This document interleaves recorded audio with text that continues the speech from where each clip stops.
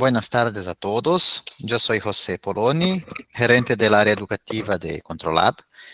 Yo quiero agradecerles sinceramente por acompañarnos hoy en otra sesión en línea, esta vez con el tema investigación de causa de los resultados del ensayo de aptitud para análisis de orina.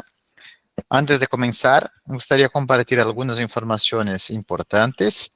La presentación tendrá una duración aproximada de 60 minutos, seguida de 20 minutos dedicados a preguntas y respuestas. Les pedimos que envíen sus preguntas a través del menú Actividades, seleccionando la opción Preguntas y Respuestas. Al finalizar la clase, compartiremos un enlace en el chat. Entonces, mucha atención, por favor. Las preguntas en el menú Actividades, seleccionando opción Preguntas y Respuestas. El enlace en el chat, ¿ok? Y, por favor, les pedimos que completen el enlace con su nombre, correo electrónico, para la emisión del certificado de participación y también para responder la encuesta de satisfacción. La opinión de ustedes es muy valiosa para nosotros y siempre ayuda a mejorar nuestras actividades. Entonces, sin más preámbulos, daremos inicio a la clase. Hoy el ministrante soy yo. Yo me llamo José Antonio Tesser Poloni, soy farmacéutico bioquímico de la Pontificia Universidad Católica de Rio Grande do Sul. Tengo un máster y doctor en Ciencias de la Salud por la Universidad Federal de Ciencias de la Salud de Porto Alegre. Trabajo como gerente educativo en Controlab. Yo trabajé por 15 años con análisis de orina en el Laboratorio de Análisis Clínicas Carlos Franco Fegeli, de Santa Casa de Misericordia de Porto Alegre. Y en Controlab yo también soy el consultor para uroanálisis. Y trabajé como profesor de la Escuela de Salud en la Universidad del Valle del Río dos Sinos. ¿Ok? Entonces, trabajos que ya realicé y trabajos actuales, donde estoy. Hoy estoy solo en Controlab. Vamos para nuestra clase de investigación de causa de los resultados de ensayo de aptitud para análisis de orina. Ya me presenté a ustedes. Y la idea es hablar un poco, ¿ok? De una estrategia de trabajo, en verdad, para tornar la investigación más fácil, ¿ok? Y mucho de la clase va a traer informaciones acerca de la parte de morfología, la parte de microscopía, parte de imágenes, porque yo entiendo que es un punto clave, es un punto que ayuda a mejorar la calidad de información que se puede obtener con el trabajo en orina. ¿Ok? Entonces, vámonos para los temas. Entonces, ¿qué se abordará? La dinámica de realización del ensayo de aptitud en análisis de orina, comprensión del enfoque educativo, más allá del aspecto evaluativo del ensayo de aptitud. Yo quiero enfatizar esta parte. Es muy frecuente que se tenga una visión punitiva del ensayo de aptitud. Entonces, cuando hay una inadecuación, es un terror total. Y es muy importante que entendamos que el ensayo de aptitud tiene un enfoque educativo. El programa que Controlab conduce tiene mucho foco educativo. Nuestro objetivo es mejorar la calidad. Entonces, si por ventura hay alguna inadecuación, recuerden que siempre es una oportunidad de mejoría. Si hay algún caso más difícil, desafiador, es una oportunidad de obtención de conocimiento. ¿Ok? Es utilizado, el ensayo de aptitud es utilizado para desafiar los participantes. Es un punto clave del ensayo de aptitud. ¿Ok? Entonces, por favor, entendan adecuadamente el enfoque del ensayo de aptitud. Educación, mejorar la calidad. ¿Ok? investigación de las causas de los resultados en el ensayo de aptitud y cómo realizar un análisis crítico de las no conformidades. ¿Ok? Entonces, vamos a más algunas informaciones. ¿Cuál es la importancia de participar en este encuentro? Entonces, comprender cómo el ensayo de aptitud es relevante para la rutina diaria del sector de análisis de orina, así como la importancia del enfoque educativo de esos programas de calidad y cómo ayudará este evento a los participantes en su rutina. Los participantes podrán implementar mejoras en la rutina de sus laboratorios, tanto en lo que respecta al ensayo de aptitud como a los procedimientos diarios del sector de análisis de orina, porque una vez que se mejora nuestro trabajo con el ensayo de aptitud, eh, consecuentemente, o es una consecuencia de un buen trabajo en nuestra rutina. ¿Ok? Entonces son totalmente interconectados. Entonces, el ensayo de aptitud, la comparación interlaboratorio, esto empezó en 1947 en Estados Unidos, tras un estudio de Berke Sunderman, que publicaron los resultados de un programa externo de control de calidad para la química clínica. ¿Ok?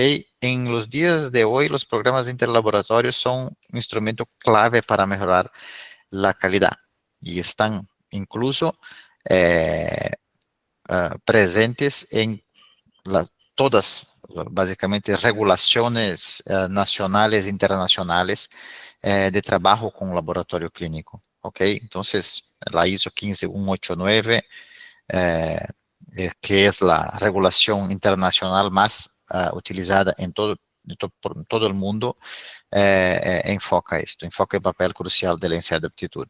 ¿Ok? Entonces, es conocido, hay en literatura evidencia y está contido en regulación internacional.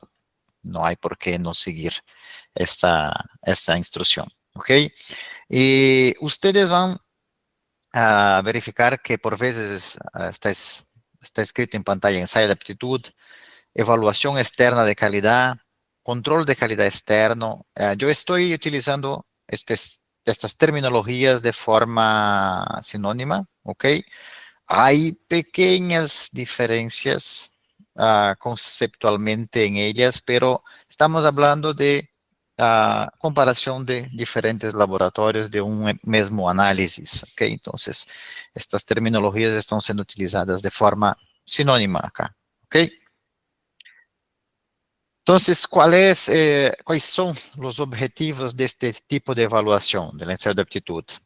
Estandarizar la metodología utilizada para analizar muestras de orina en el tema de la clase, pero eso es para todo. Estamos hablando acá, entonces, cuando hablamos en análisis de muestras de orina, es el examen que es conocido con tira reactiva y sedimento urinario. ¿Ok?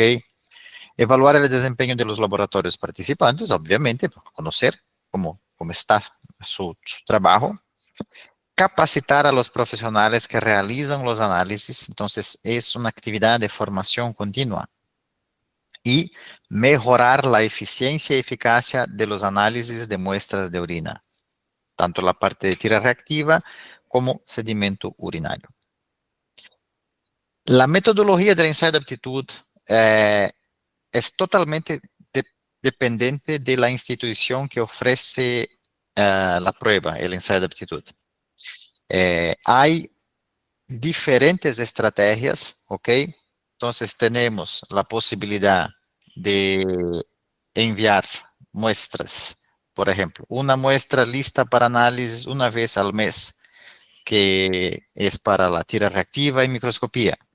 O otro tipo de estrategia, enviar 3 muestras liofilizadas, más 3 muestras listas para análisis microscópica, más 3 muestras para automatización, una vez cada 3 meses. Esto comprendiendo evaluación de tira reactiva, microscopía, análisis de imágenes con casos clínicos. Entonces, un programa más amplio, más completo, que evalúa todo: automatización, tira reactiva, procedimiento microscópico, conocimiento de las estructuras en el contexto clínico donde ellas son observadas. ¿Ok? o dos muestras listas para análisis 2 veces al año, tira reactiva asociada a análisis de imágenes con casos clínicos, ¿ok? Entonces, hay diferentes estrategias de trabajo posibles para los ensayos de aptitud.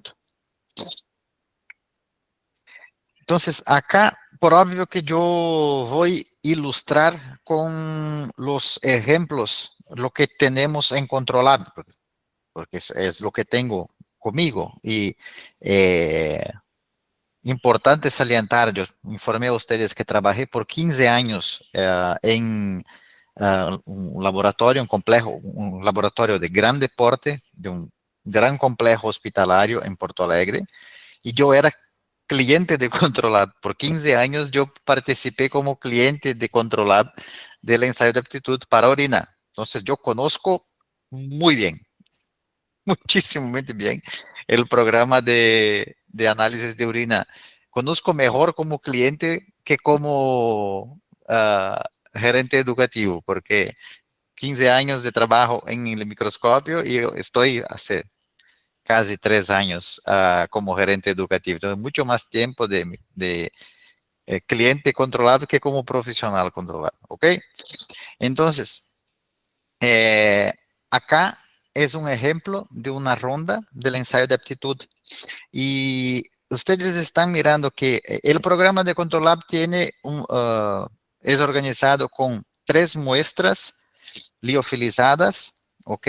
Para la parte de evaluación de la tira reactiva y para bioquímica, 3 muestras listas para evaluación en microscopio entre lámina y laminilla, ¿ok? Ya listas con el volumen determinado para ser pipetado con pipeta calibrada y 3 muestras listas para análisis para equipos automatizados.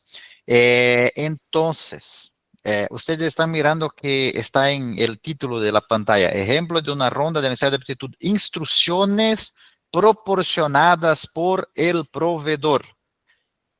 Independiente que sea controlado cualquier proveedor, cuando ustedes reciben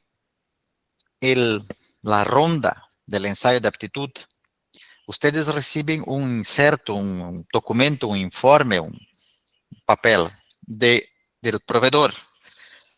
En el documento que el proveedor envía, la instrucción de uso, hay todas las informaciones de cómo se necesita trabajar con esta muestra control. Y grande parte de los errores, de los problemas de performance en el ensayo de aptitud están conectados con una mala práctica o no lectura, por ejemplo, de estas informaciones. Por eso estoy enfatizando tanto esta parte. Entonces, ustedes tienen que verificar todo que hay de información en estas instrucciones de uso, como por ejemplo, el acondicionamiento de las muestras. Las muestras tienen que estar entre 2 y 8 grados, tienen que estar bajo esta temperatura. Se tienen que quedarse en la bancada de trabajo adelante de su evaluación por 20 minutos. Entonces, ellas tienen que estar por 20 minutos. Si hay que homogeneizarlas por 5 minutos con inversiones, hay que hacerlo por 5 minutos con inversiones, no con agitación excesiva. Si hay que abrir la tapa del recipiente y que hay material liofilizado y hay que ponerla en la bancada para que no se perca ningún material liofilizado con la tapa arriba, entonces se hace así, porque todo esto está escrito en los insertos, ¿ok? Yo estoy enfatizando mucho porque esto es parte crucial de la performance. Esto ya es investigación o es casi toda investigación de causa raíz de los problemas del ensayo de aptitud. ¿Ok? Entonces es muy, muy importante enfatizar esta parte. ¿Ok? Eh, acá, las instrucciones de uso que yo estaba mencionando para ustedes. Miren cómo hay particularidades para cada una de las muestras. Cada muestra control tiene su preparo particular, su acondicionamiento de forma a garantizar las informaciones que están contidas. Nuevamente, Controlab es un proveedor de ensayo de aptitud acreditado, ¿ok? Como proveedor de ensayo de aptitud. Entonces, sus materiales son producidos y garantizan la información que está contida en sus recipientes, ¿ok? Entonces, es extremadamente importante seguir estrictamente lo que está contido en las instrucciones, ¿ok? Por ejemplo, reconstituir adicionando agua reagente. Hay que ser agua reagente, CLSI, NSCLS. Y el volumen, si son 2 microlitros, 2 no, perdón, si es 1000 microlitros, 500 microlitros, no sé, 2 ml, no sé.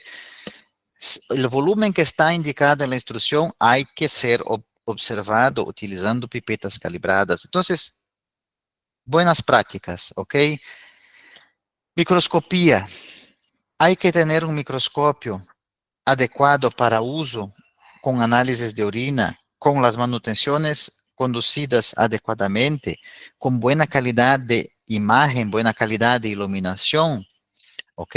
Porque no hay como observar adecuadamente las estructuras en el microscopio, sea de campo claro, de contraste de fase, luz polarizada, si el equipo no está bien regulado, si el equipo no está con un mantenimiento adecuado, si las objetivas están sucias, ¿ok?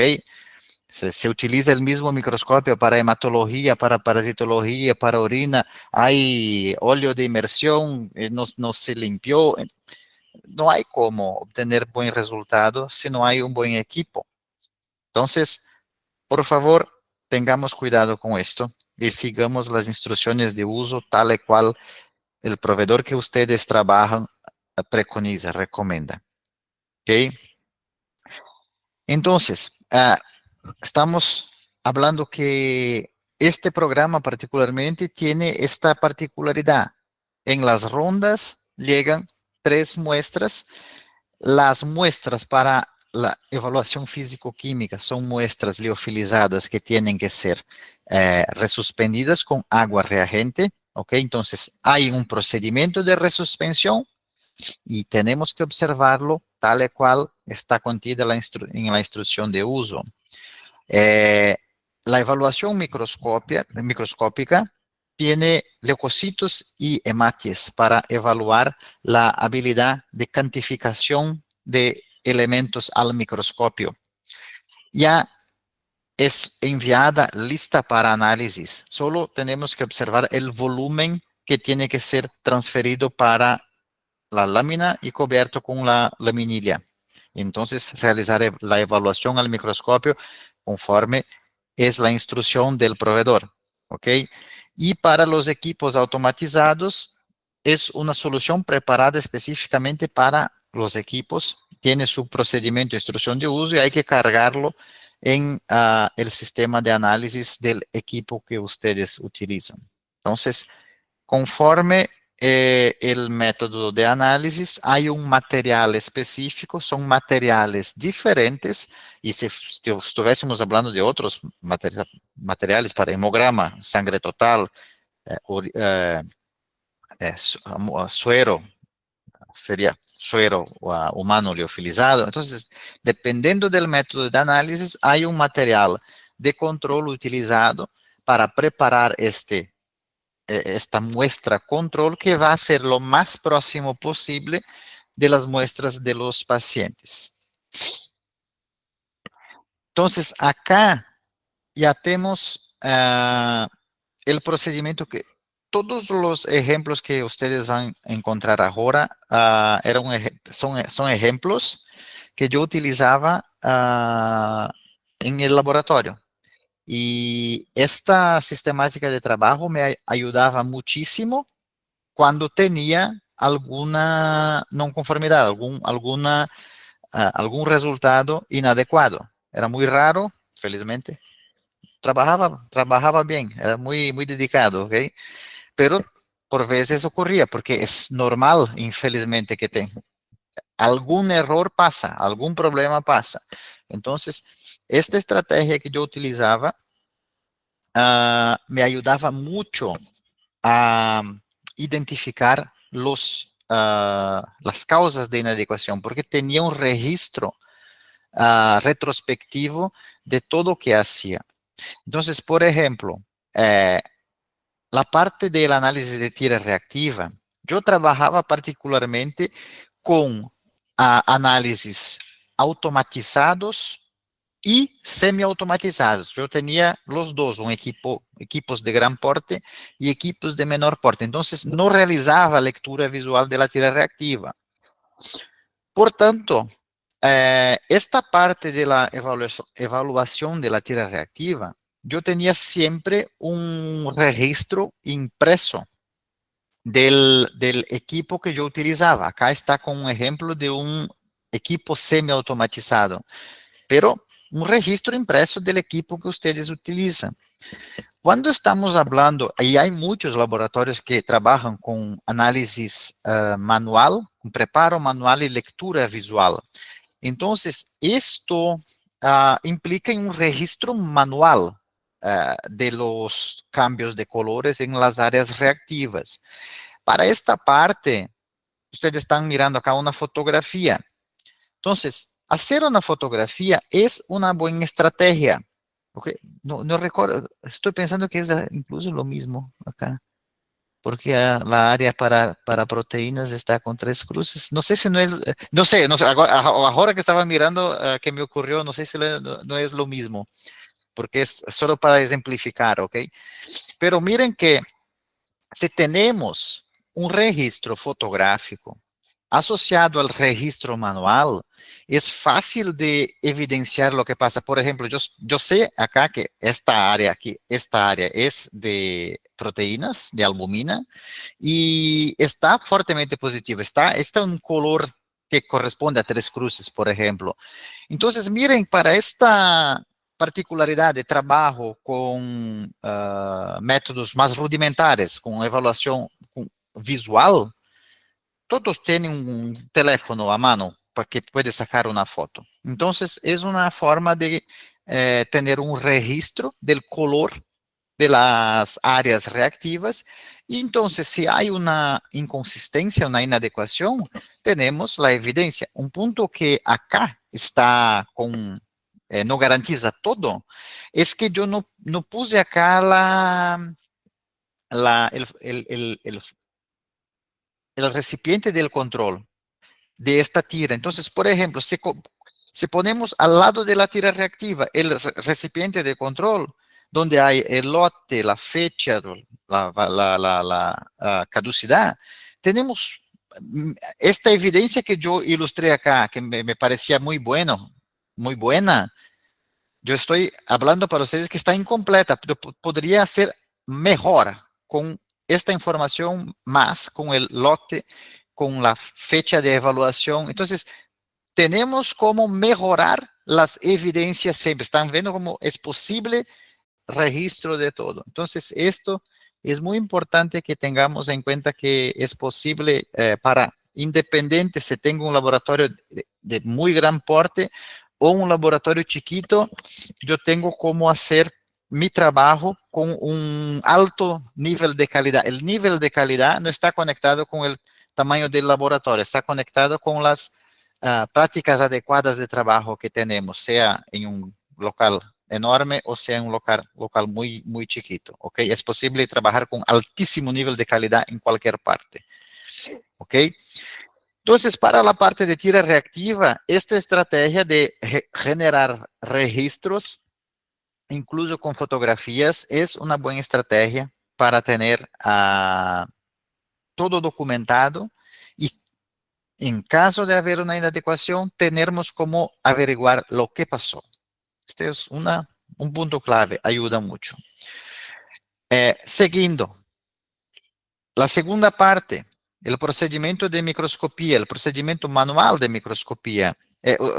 Miren, yo estoy utilizando ejemplos, situaciones que yo pasaba, incluso son situaciones que yo tenía, ejemplos reales acá, ¿ok? Para microscopía, ya informé a ustedes en el inserto del proveedor, hay la instrucción de cómo preparar la muestra. Controlab tiene su instrucción, otros proveedores tienen su instrucción, hay que seguirla, ¿ok? El preparo de la lámina laminilla y la forma de evaluar al microscopio. Independiente de esto, yo hacía un registro de los recuentos. Entonces, tenía acá, en este ejemplo de Controlab, tenemos 3 muestras control, muestra 1, 2 y 3. Y yo hacía un registro de 10 campos microscópicos para hemates, para leucocitos. Entonces, por ejemplo, acá tenemos un registro de contagio de leucocitos, ¿ok? Entonces, para la muestra 1, en el primer campo, ustedes están mirando acá, no observé ni un leucocito, en el otro campo, 1, después 2, después ningún, después 1, después 2. Entonces, cada uno de los 10 campos, que es parte de la instrucción de utilización, hacer una media de lo que se está visualizando en 10 campos microscópicos de grande aumento, yo registraba cuántos leucocitos estaba verificando, visualizando, y hacía una media al final y encontraba el resultado que era reportado, un leucocito por campo. Se puede asociar a esto o qué? Una fotografía de 2, 3 campos, 1, 2 campos, para que tengamos más información, entonces, más evidencia de cómo estaba la distribución de los elementos en los campos microscópicos. ¿Ok? Entonces, acá hay un registro de una de estas muestras con 3, 4, 5, 6, 7 leucocitos. ¿Ok? Creo que es la muestra 3. No está escrito, yo no tengo cómo afirmar nada, pero están verificando. Cuando generamos evidencia, entonces vamos pensando más otros puntos. Entonces, podría ter complementado con más información acá, ¿ok? Entonces, la muestra 1 tiene estas observaciones de cada uno de los campos que yo hice los recuentos. La muestra 2 tenía mucho más, entonces 23, 21, 20, 22, 23, 19 leucocitos en cada uno de los campos, al final 22 por campo. Y la muestra 3, miren qué interesante la muestra 3. 11, 4, 14, 11, 5, 7, 5, 12, 9, 12. Entonces, si miramos la muestra 1, hay una baja cantidad y homogéneos, ¿ok? Siempre muy poquito. La muestra 2, bastante cantidad y siempre muy homogéneo. Y la muestra 3, que está intermedia, no hay tanta homogeneidad. ¿Ok? La media final fue 9 leucocitos por campo, pero hay campos que tienen una cantidad más baja, otros más alta. Yo no sé, quizá esta muestra 3 no fue tan bien homogeneizada. Yo no seguí el procedimiento de homogenización tan bien. Es una posibilidad, yo no sé. Entonces, cuando vamos a recibir, por ejemplo, conducir la evaluación e enviar los resultados, recibo el reporte del proveedor y hay una inadecuación, por ejemplo, en este caso acá, es posible, yo no sé, la muestra 3 no está tan bien, los recuentos no están tan homogéneos así. Quizá puede ser una que yo voy a tener algún problema, no sé. Yo tengo los registros, tengo evidencia, tengo fotografías, ¿entienden? Entonces, yo voy construyendo una cadena de información y va a me ayudar posteriormente. Ustedes están, no sé si ya percibieron, pero la investigación de causa raíz empieza en el principio, empieza en el momento que el proveedor me envió la muestra y yo recibí en el laboratorio, porque todo yo tengo que tener registrado para poder utilizar esas informaciones, esas evidencias para uh, organizar una respuesta en caso esto sea necesario. ¿Ok? Para los equipos de automatización, Entonces, al ejemplo de los registros de los equipos de automatización o semi-automatización para las tiras reactivas, los equipos para sedimento o citometría, que no es sedimento, es la suspensión celular, permiten que se produza registros de las estructuras que se está mirando en la pantalla, separadamente, como en la microscopía inteligente automatizada que clasifica las estructuras, agrupa las estructuras, o la microscopía basada en cubetas que utiliza, que es muy similar a lo que visualizamos en un microscopio convencional.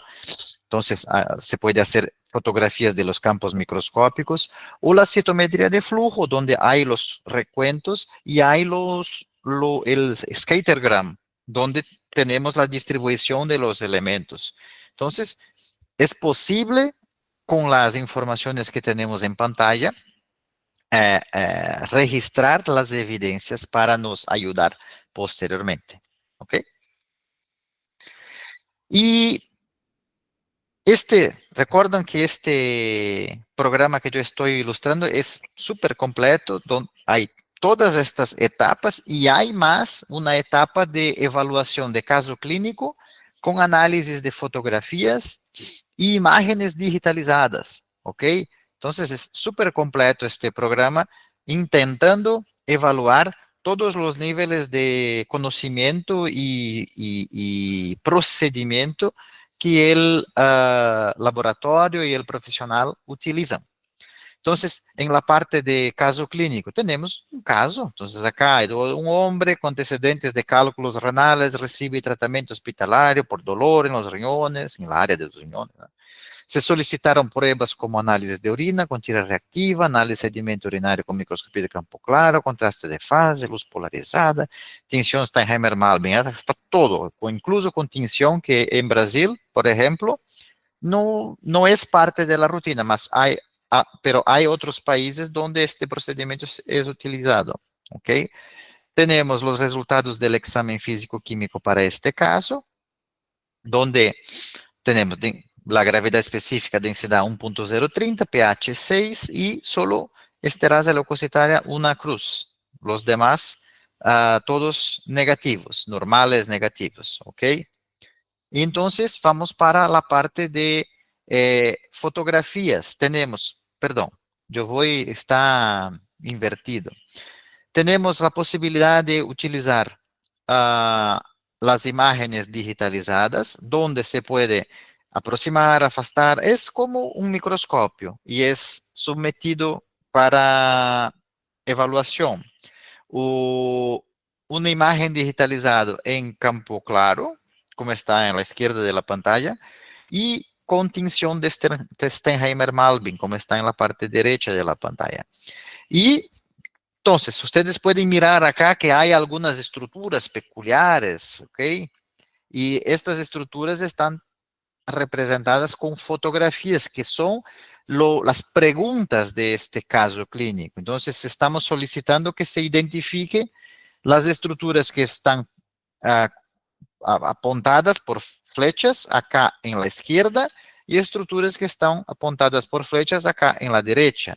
Las estructuras son presentadas en campo claro, contraste de fase, luz polarizada y en el sedimento con tinción de Steinheimer-Malbin. Entonces, todas las posibilidades de visualización de las estructuras de la muestra de orina, incluso contraste de fase y luz polarizada, que son los métodos de microscopía gold standard, lo que es preconizado internacionalmente. Y en campo claro, que es lo que la mayoría de los laboratorios tienen. Entonces, todas las posibilidades de visualización. ¿Ok?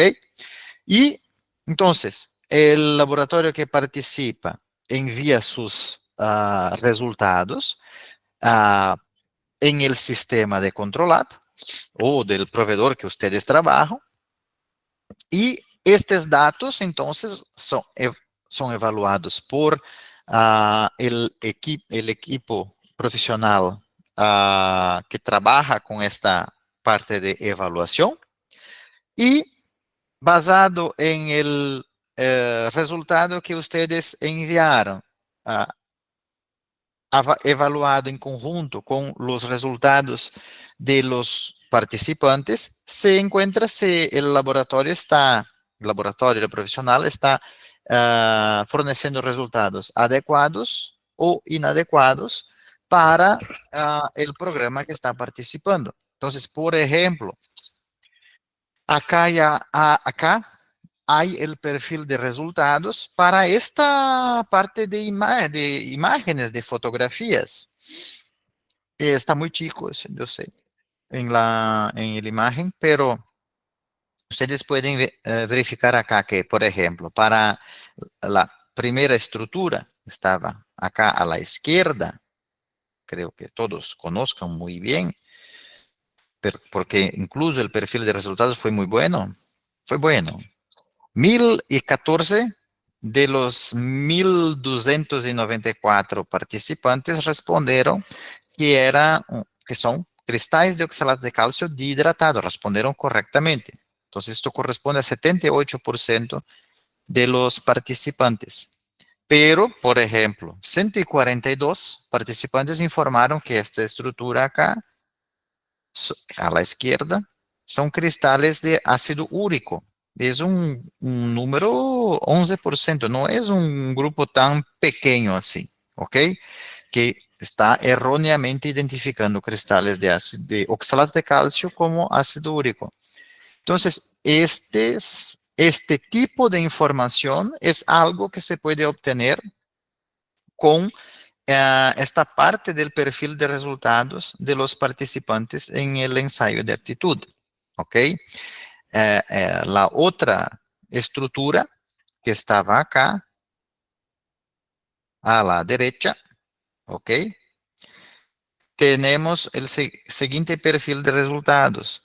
1004 de los 1288 que respondieron a esta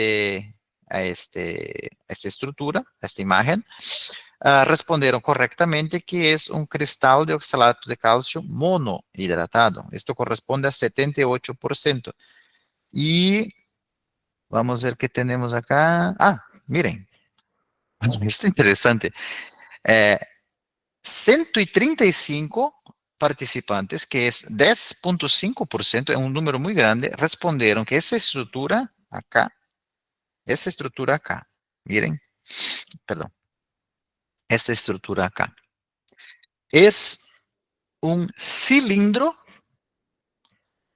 miren, cilindro contendo cristais de oxalato de calcio monohidratado. 135 participantes responderam assim.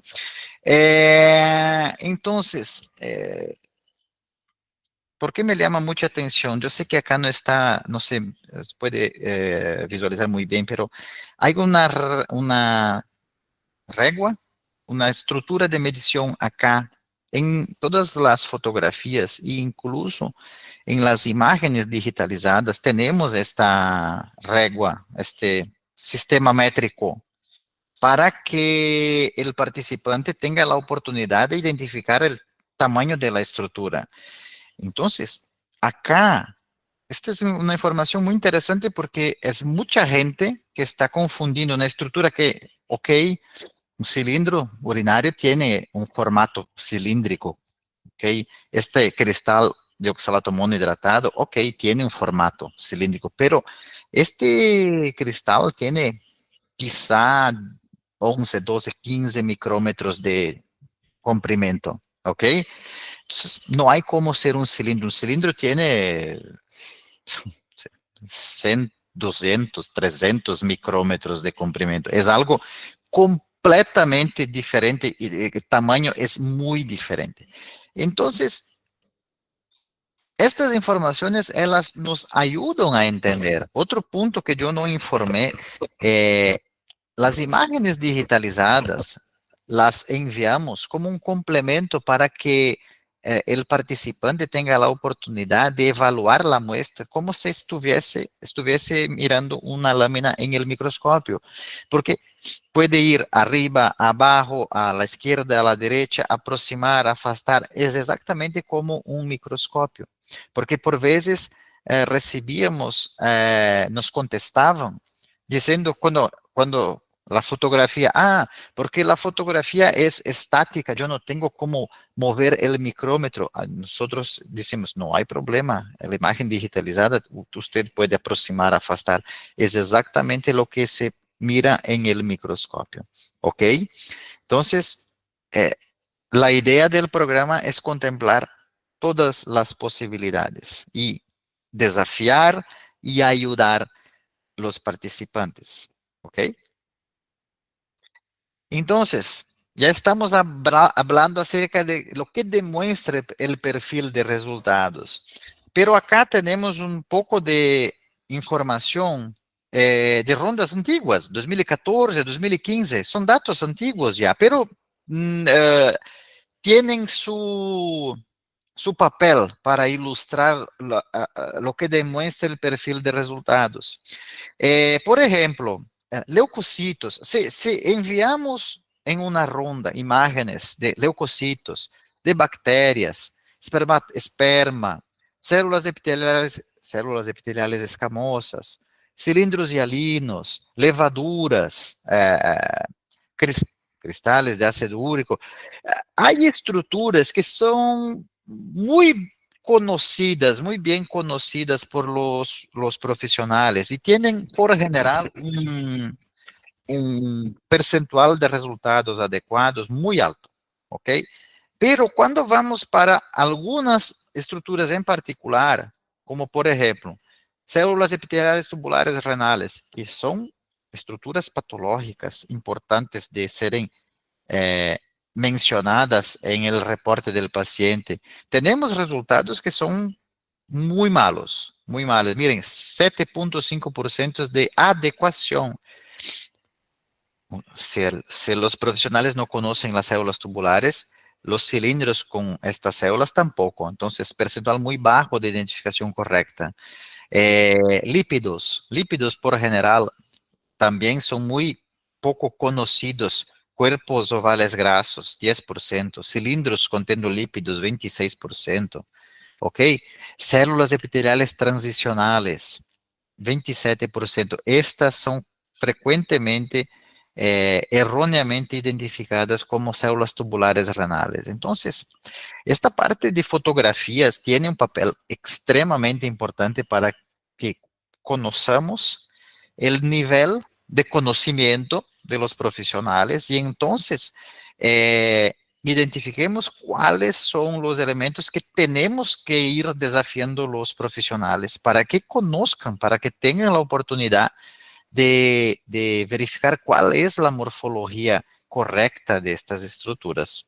¿Ok? Entonces, este es antiguo, pero tiene información muy relevante. ¿Ok?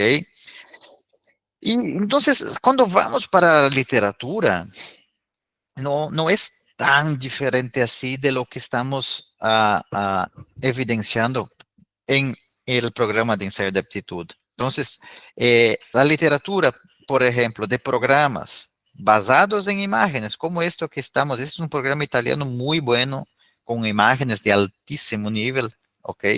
Y lo que tenemos son ejemplos muy, miren, campo claro, contraste de fase, luz polarizada, la misma idea, ¿ok? Ah, miren que tenemos, por ejemplo, algunas estructuras identificadas muy adecuadamente, leucocitos, 97% de identificaciones correctas, eritrocitos normales, 89%, células escamosas, 88%, ¿ok? Pero, ah, cristales de ácido úrico, 99%, fosfato triplo, 99%, bacterias, 97%, muy bien. Algunas estructuras son extremadamente conocidas, pero otras, miren qué interesante, eritrocitos dismórficos, 45%, marcador, yo estoy enfatizando, marcador de daño glomerular, ¿ok? De hematuria glomerular, 45% de identificaciones correctas. Macrófagos, 10%. Mucha gente no los conoce. Células tubulares renales, 52%. Células transicionales profundas, 45%. Células epiteliales transicionales superficiales, 41%. Cilindros con leucocitos, 5%. Cilindros conteniendo células tubulares, 38%. Miren que este es un trabajo italiano, un programa de control externo italiano, entonces europeo, publicado en Clínica Química Acta, revista de la Federación Internacional de Química Clínica, ¿ok? Entonces, trabajo conducido en países ricos, publicado en buenas revistas científicas, y los resultados, el panorama de información es muy similar a lo que estaba demostrando a ustedes con los resultados de nuestro programa en el examen de aptitud, ¿ok? Por obvio que hay algunas estructuras son más conocidas acá, por ejemplo, y menos en Europa, más en Europa, menos. Los profesionales tienen diferentes niveles de conocimiento, ¿ok? Pero ustedes están mirando que es el mismo tipo de información obtenida a partir del mismo tipo de estrategia de evaluación.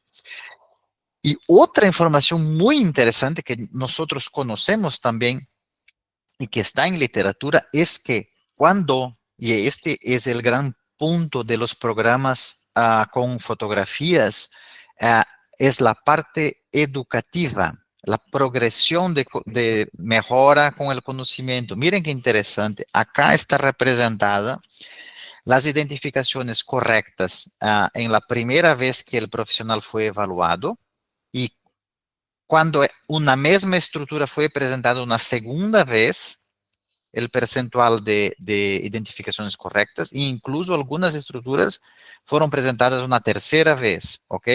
Y lo que está marcado, miren que la parte que tiene un aumento de identificaciones correctas es la mayor parte. Entonces, un aumento de identificaciones correctas cuando comparan la primera con la segunda. Entonces, miren acá, cilindros de lípidos, células tubulares renales, cilindros granulares, cuerpo valgraso, cilindro eritrocitario.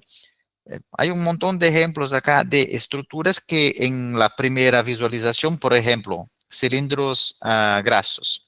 La primera visualización tuvo 75% de identificaciones correctas. La segunda, 86% de identificaciones correctas. Si vamos para la tercera, 92.4 identificaciones correctas. Miren que es una progresión de mejora de las estructuras. Entonces, cuanto más veces un profesional recibe esta información visual basada en fotografías, mejor va siendo su resultado a lo largo de las rondas. Y esto es un proceso de educación continuada, ¿ok? Y para ustedes, para demostrar eso a partir de un ejemplo de nosotros, eh, esto es una fotografía de una ronda del programa de ensayo de aptitud para pesquisa para dismorfismo eritrocitario, que es un programa que yo tengo mucha felicidad, porque fue una idea que se originó de una no conformidad en una auditoría, porque teníamos la oferta del examen de dimorfismo eritrocitario, pero no existía un programa de evaluación externa. Y la norma de acreditación del laboratorio solicitaba que todos los exámenes tuviesen una evaluación interna y una evaluación externa, de un control interno y una evaluación externa, obligatoriamente. Control interno, nosotros conducíamos comparando resultados entre microscopistas, pero una forma de evaluación externa no existía, porque dismorfismo eritrocitario es muy complicado de preservar las muestras. Los hematis tienen estabilidad de 2 horas al máximo después de la recolección. Entonces, hacer un intercambio con otros hospitales era muy difícil. En la mejor hipótesis se podría hacer con entre dos hospitales, ¿ok? Entonces era muy complicado de hacer una evaluación externa.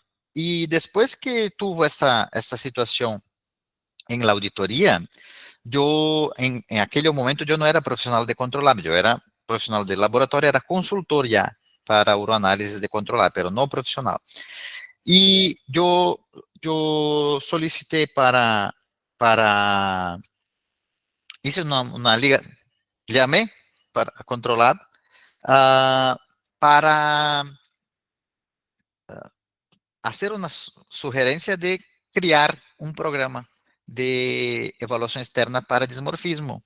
Y tuvo la idea de hacer esto con fotografías, porque la fotografía permite que se conozca la morfología de los hematies. Entonces, marcamos 10 hematies normales, dismórficos y dismórficos con proyecciones, que son los acantocitos, ¿ok? Porque estos tienen una mejor conexión con hematuria glomerular que los hematies dismórficos que no tienen proyecciones. Y durante un año conducimos las rondas con estas fotografías, campo claro, contraste de fase. Eh, Después de un año, recompilamos las informaciones y conducimos una evaluación estadística de los percentuales de identificaciones correctas en las rondas y observamos que en el inicio teníamos los eritrocitos normales no tuvieron una mejora estadísticamente, estaban bien ya, 83% y mejoraron para 93%, pero no tiene diferencia estadística a lo largo de las rondas. Pero los eritrocitos dismórficos empezaron en 58% y mejoraron hasta 76%, ¿ok? Y los eritrocitos dismórficos con proyecciones, los acantocitos, mejoraron de 66% al inicio para 84% de identificaciones correctas. Entonces, los eritrocitos dismórficos tuvieron una mejora significativa de identificaciones por los profesionales en este programa. Y esto entonces nosotros preparamos el estudio como artículo y fue sometido y publicado en la Clínica Química Acta, revista de la Federación Internacional de Química Clínica.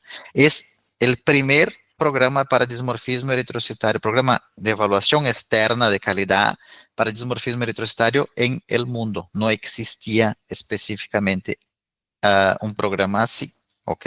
Hoy existen otros, pero fue el primero específicamente enfocado en esto. Entonces, este programa evidencia lo mismo que mostramos y este otro trabajo tiene otra información importante que es que es un otro trabajo de este mismo programa de evaluación externa, donde está enfatizada la importancia de los casos clínicos, ¿ok? Porque los profesionales que conocen adecuadamente los casos clínicos identifican adecuadamente las estructuras observadas en las muestras y conocen dónde es su relación de hallazgo en la muestra de orina con el caso clínico. Entonces, es un punto clave de la evaluación externa, es también contemplar los casos clínicos porque el contexto de información clínica es fundamental. ¿Ok? Esto es un otro estudio, esto es más reciente de 2020, no tan, pero 2020 es después de 20 años de este programa externo, hay las performances de los participantes para los diferentes elementos, están separados, por ejemplo, los verdes son los elementos celulares, no sé qué color es, gris son contaminantes, bueno, están separados por categorías, ¿ok? Y miren que, por ejemplo, esperma, casi 100% básicamente de identificaciones correctas, bacterias también muy bien, tricómonas también, levaduras también, pero por ejemplo, los macrófagos, muy malo, bajo de 50%, células tubulares renales, entre 70 y 80, están bien en verdad la performance del programa, ¿ok? Y miren acá este otro gráfico que presenta la tendencia de identificaciones correctas por año en este programa, entonces una tendencia que es de mejora progresiva a lo largo de los años de existencia de este programa. Tenemos una línea que crece con los percentuales que ya no eran tan malos, de entre 70 y 80%, llegando ahora a entre 80 y 90%. Entonces, una mejora interesante aquí en este gráfico. ¿Ok? Entonces, para irnos ya para el final, yo quiero ilustrar, esto es un ejemplo de verdad, real. ¿Ok? Otro ejemplo, todo lo que fue presentado son ejemplos reales, básicamente. Esto es una inadecuación de un profesional en este programa de dismorfismo. La identificación correcta para esta estructura era eritrocito dismórfico, ¿ok? Y el participante, eh, su respuesta en la ronda fue eritrocito crenado, ¿ok? Para esta estructura acá. Entonces, ¿cómo evaluar críticamente una no conformidad? O que esto es exatamente la frase que el participante me contestó, ¿ok? ¿Qué hizo el participante? Me envió una respuesta, la siguiente respuesta. La estructura 9 es un eritrocito crenado. Entonces, envió en la ronda esta respuesta, que era un eritrocito, marcó como contestó informando que era un eritrocito crenado. Perdón, yo estoy haciendo marcó como eritrocito normal a esta estructura y cuando recibió la inadecuación, contestó con esta información. Es un eritrocito crenado, ¿ok?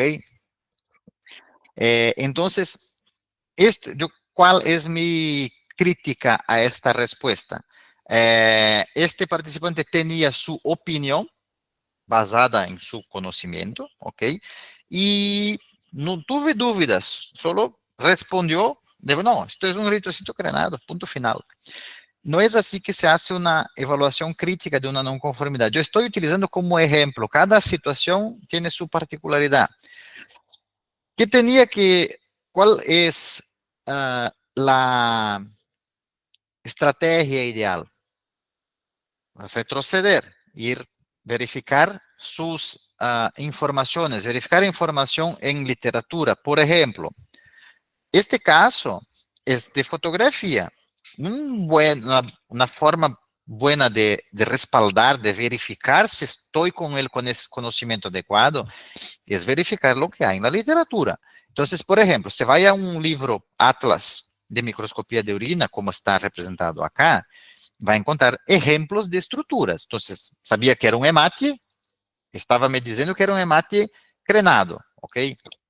Pero cuando vamos para un atlas de altísima calidad, encontramos, por ejemplo, imágenes acá que a mí son muy similares a la estructura 9, different types of dysmorphic erythrocytes, ¿ok? Diferentes tipos de eritrocitos dismórficos. Y miren acá, a la derecha, en el mismo libro, mismo atlas, isomorphic erythrocytes with various degrees of crenation. Entonces, eritrocitos isomórficos normales con varios graus, varias formas de crenação, crenados, ¿ok? Entonces, o que yo esperaba de este participante? Que me respaldase su respuesta. No, yo no estoy interesado en su opinión personal. La estructura 9 es un eritrocito crenado. No, no es eso que es lo importante. Lo importante es que Helio, cuando hace la investigación, me demuestre que fue a la literatura, verificó la información y entonces respalde su información con literatura. Por ejemplo, para un ejemplo como este que es con fotografía. ¿Ok? Entonces, para concluir, porque tenemos que estar atentos al tiempo y es imposible cubrir todo que se puede extraer de estas informaciones. El ensayo de aptitud es un elemento clave para la calidad del trabajo en el laboratorio clínico. el sector de análisis de orina, así como todos los otros, se beneficia enormemente de este tipo de control de calidad. Eh, la non conformidad nunca debe considerarse como algo punitivo. Esta respuesta demuestra eso a mí. La persona recibe mala, responde de cierta forma, hasta agresiva, ¿ok? No es así. Nosotros tenemos que entender que oh, tuve un error. ¿Qué pasó? Voy a verificar. Ok. O no, yo voy a contestarlos. Tengo literatura para contestar. Entonces vamos a la discusión basada en la literatura. ¿Ok? Entonces, no conformidad nunca debe considerarse como algo punitivo, sino como una oportunidad de mejora.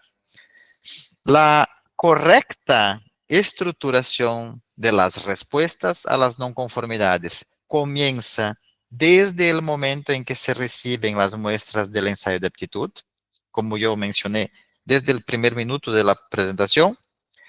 Toda la logística relacionada con el ensayo de aptitud debe planificarse de forma que genere evidencia que justifique la posible necesidad de enviar una respuesta a, al proveedor de la prueba. Siempre respalde sus respuestas con referencias y fuentes actuales aceptadas por la comunidad científica, con literatura de buena calidad. ¿Ok?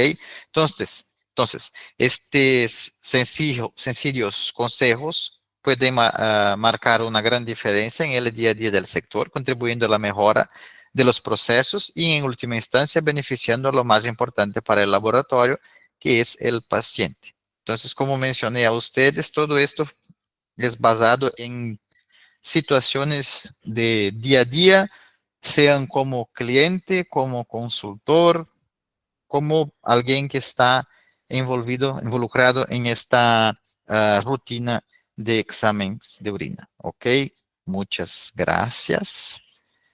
Entonces, yo voy a interromper el compartimiento de pantalla y, ok. Entonces, en este momento, bueno, yo espero que haya sido provechoso para todos los presentes. No sé, voy a verificar ahora si hay alguna pregunta. Muy importante, ¿ok? Yo quiero enfatizar que la participación de ustedes en la encuesta es muy importante para que podamos seguir mejorando nuestros encuentros. Y pedimos que completen el formulario con su nombre completo y correo electrónico para emisión del certificado de participación. Y voy a verificar en el chat o en el, la parte de preguntas y respuestas si hay alguien envió alguna cosa. Hay una mano arriba, Ariana Davis. Davis. Hay que abrir el micrófono, Ariana. Puedes preguntar, no hay problema, ¿ok?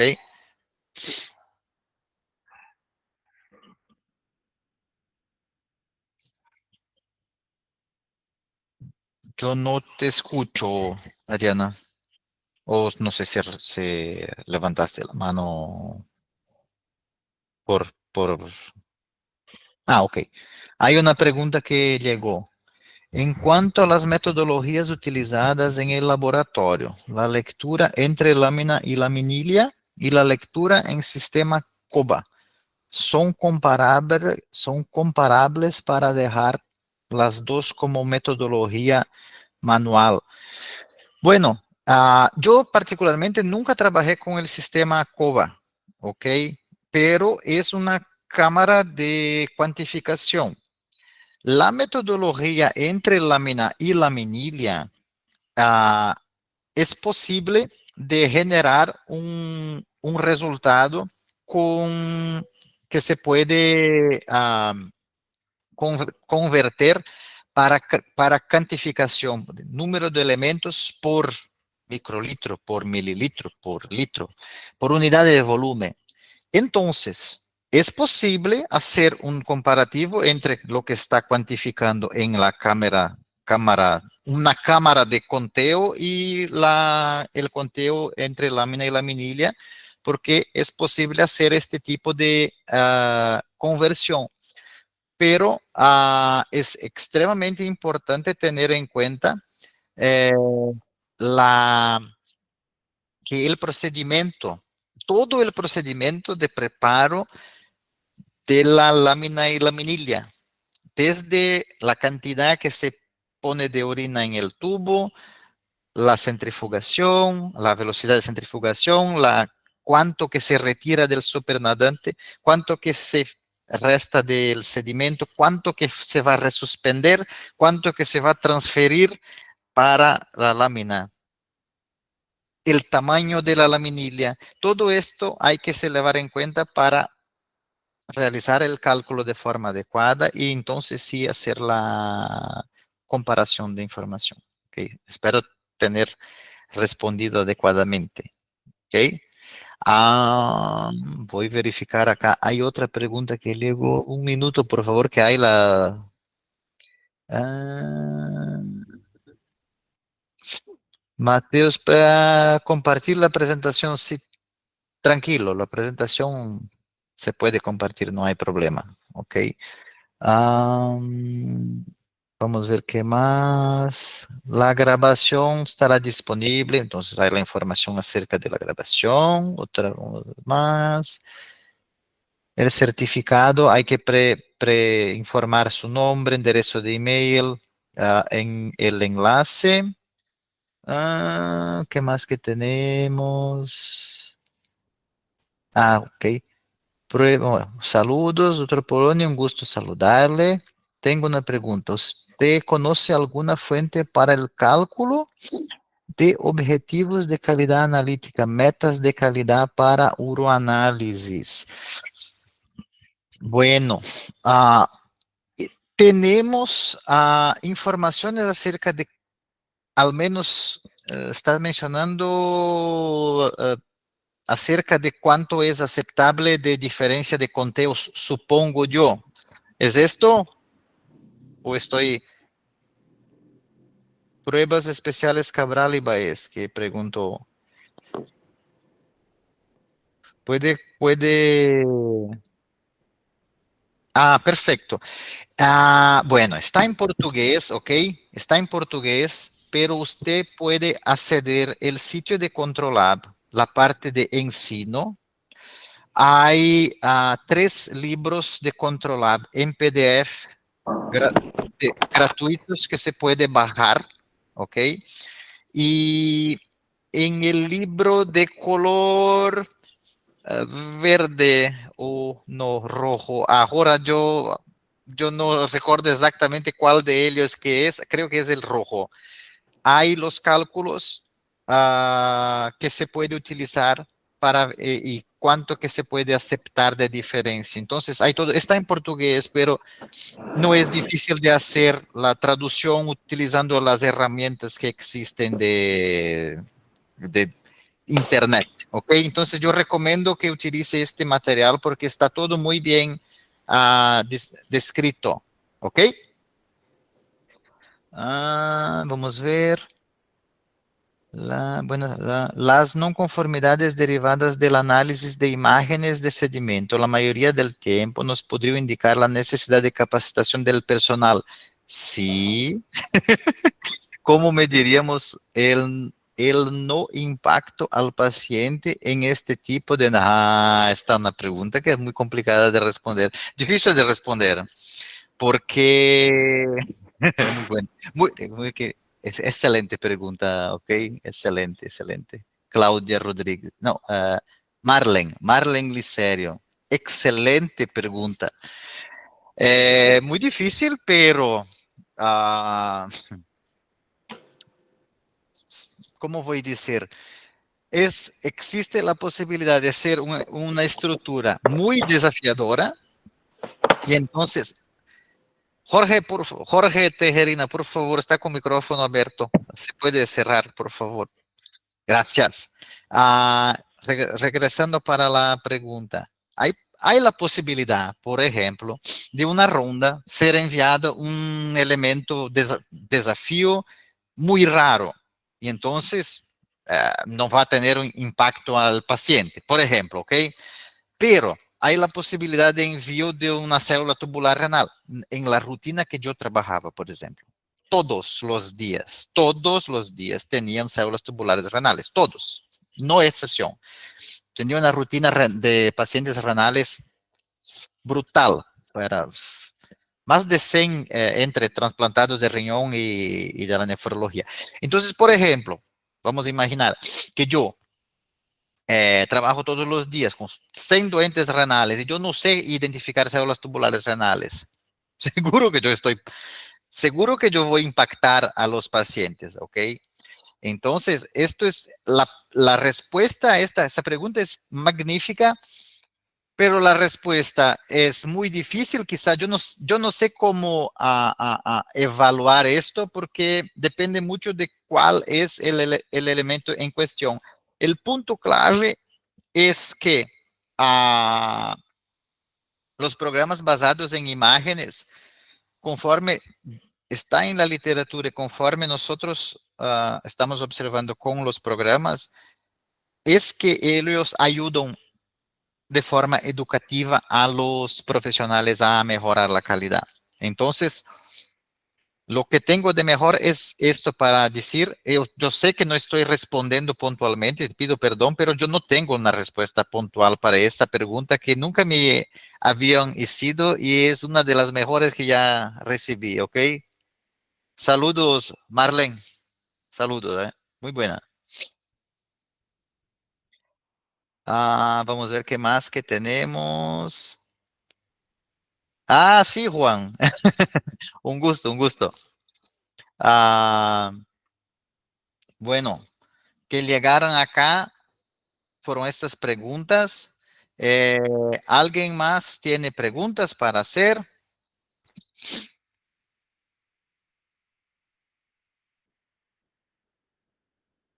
Estamos, estamos listos ya de preguntas. Qué bueno. Sí, quizá, Marlene, yo te confieso que me hice pensar bastante a tu pregunta, ¿ok?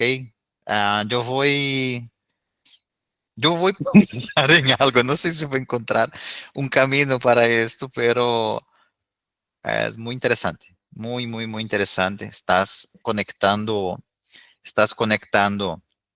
el hallazgo del ensayo de aptitud con los procedimientos que son preconizados en las normativas internacionales como la ISO 15189, que es de riesgo evaluación de riesgo de los pacientes. Entonces, es muy bonito, muy bonito.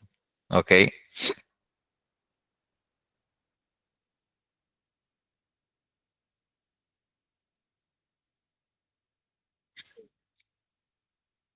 ¿Alguien más? Vamos a ver. Las respuestas son por cruces, por número o por rango. La Vilma pregunta. Entonces, esto varía.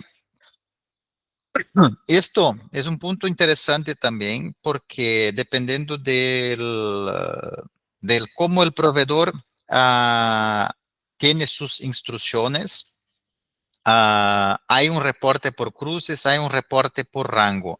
Ok, esto depende mucho de acá estoy enfocando la información en acuerdo con lo que el proveedor preconiza, para que la información llegue al proveedor conforme él está habituado a evaluar, ¿ok?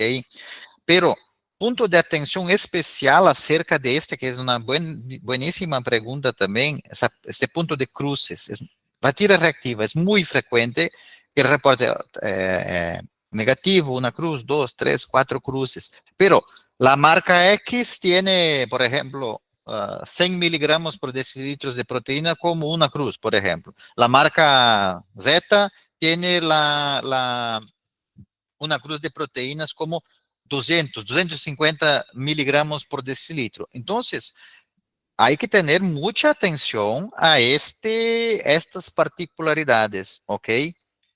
Por favor, se queden atentos a cómo el proveedor preconiza que se ha hecho el reporte y cómo es que la tira reactiva que ustedes utilizan informa cuál es el rango que se refiere a una cruz, dos cruces, tres cruces, cuatro cruces. ¿Ok?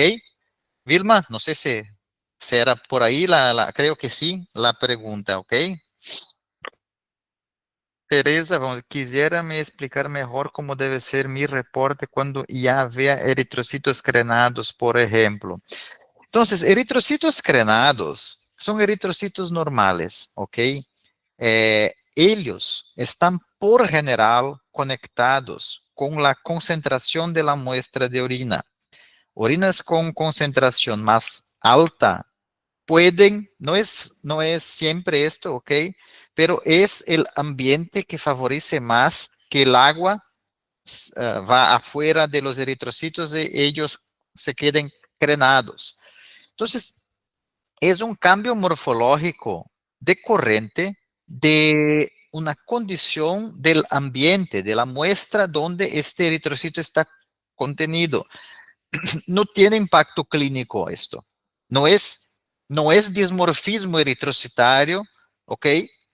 Eritrocitos crenados, como ustedes vieron en la literatura, en la fotografía, son eritrocitos isomórficos, normales. No hay que hacer ningún reporte acerca de esto. Es importante conocerlos, pero ellos no impactan en la información clínica del paciente. Es totalmente diferente de los eritrocitos dismórficos, que tienen cambio morfológico decorrente de su pasaje por heridas en los capilares glomerulares y decorrente de los cambios osmóticos que existen en el sistema tubular. Son cosas completamente diferentes, ¿ok?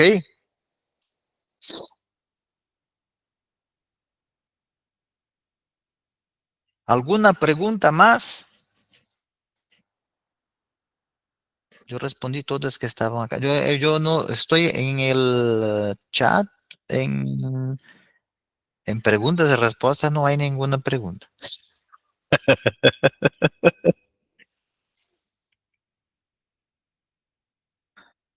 Bueno, si no tenemos más preguntas, entonces vamos para la parte final.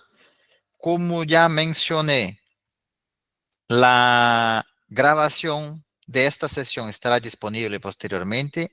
Será enviada junto con el correo de entrega del certificado. Si alguien de ustedes tiene otra pregunta que se quedó con vergüenza de hacer la pregunta, usted puede enviar a nosotros. La pregunta va a llegar a mí y yo envío la respuesta a usted. ¿Ok? Entonces, muchísimas gracias por la presencia de todos acá y estén atentos a las publicaciones de Controlab para los próximos encuentros online, las reuniones en línea, ok, hablé en portugués, ok, las próximas reuniones, reunión en línea para que ustedes estén siempre con nosotros y actualizados acerca de los temas del laboratorio clínico. Ok, muchas gracias, hasta la próxima.